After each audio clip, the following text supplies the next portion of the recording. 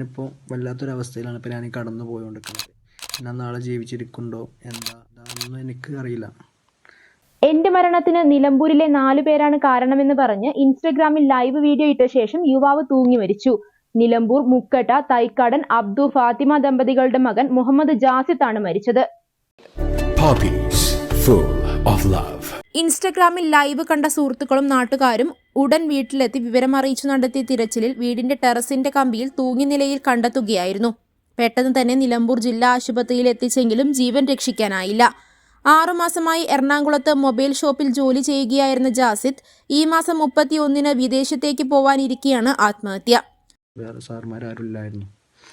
അപ്പോൾ അവിടെ ഉണ്ടായിരുന്ന സാർമാർ ഒന്ന് അനസ്, അതേപോലെ ജംഷീദ്, ഇവരെന്നെ അവിടെ വിളിപ്പിച്ചിട്ട് എൻ്റെ കാര്യം എന്താ പ്രശ്നം എന്ന് എന്നോട് ചോദിക്കുകയോ ഒന്നുമില്ല. അവർ പറയണ ഇങ്ങോട്ട് കേട്ട് നിൽക്കുക എന്നല്ലാതെ ഒരവസ്ഥയിലാണ് ഞാൻ. എന്നെ ഒന്നും അങ്ങോട്ട് പറയാനോ എൻ്റെ ഭാഗം കേൾക്കാനോ അവർ റെഡി ആയില്ല. സംഭവം എൻ്റെ ഭാഗം കേട്ട് കഴിഞ്ഞാൽ അവളുടെ ഫാമിലിക്കാണെങ്കിലും അവൾ എന്നെ ചീറ്റ് ചെയ്തതാണ്. അതൊക്കെ അറിയും, അവളുടെ വീട്ടുകാരറിയും എന്ന് പറഞ്ഞപ്പോഴാണ് അവൾ ഈ കേസിന് നിന്നത്. എന്നെ ഭീഷണിപ്പെടുത്തും, എന്തിന് എൻ്റെ കയ്യും കാലും ഒടിക്കാൻ വേണ്ടിയിട്ട് ഇവിടെ ഒരാളെ വരെ അവർ കൊട്ടേഷൻ വരെ കൊടുത്തിട്ടുണ്ട്.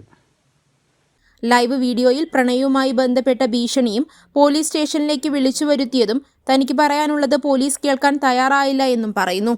നിലമ്പൂരിലുള്ള 4 പേരാണ് തന്റെ മരണത്തിന് കാരണമെന്നും പറഞ്ഞ് ഫോട്ടോ സഹിതം പോസ്റ്റ് ചെയ്താണ് യുവാവ് തൂങ്ങി മരിച്ചത്.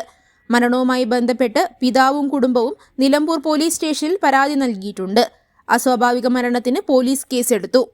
Online desk, Manjeri online.